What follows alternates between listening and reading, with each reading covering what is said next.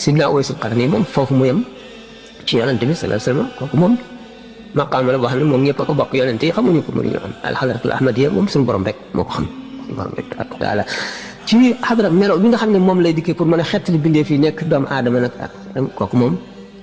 daraja ji mu fi indaale xëy na nit mën koo xam wala nit gis ko waaye ba ca kaw